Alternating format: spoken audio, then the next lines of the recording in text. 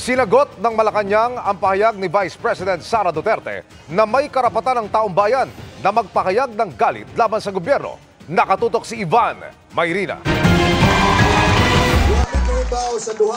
Nitong Sabado, pinangunahan ni dating Pangulong Rodrigo Duterte ang isinagawang indignation rally sa Mandaue City kung saan niya binatiko si Pangulong Bongbong Marcos.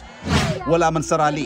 Nagpasalamat naman ang kanyang anak na si Vice President Sara Duterte sa mga dumalo doon. Sa pagpunta niya sa Cebu kahapon, sinabi niyang karapatan ng mga mamamayan na magpakita ng galit at karapatang ito, protektado ng saligang batas. Para na rin daw nalalaman nila sa gobyerno ang gusto ng mga tao.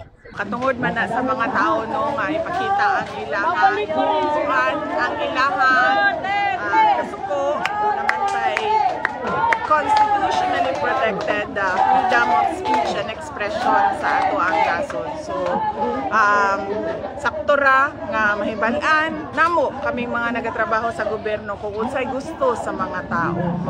Sabi ng Malacanang Press Officer Claire Castro, nung nalaman po ito ng Pangulo ay wala po siyang naging reaksyon dito dahil hindi nga po ito dapat nanggagaling sa pangalawang pinakamataas na leader ng bansa.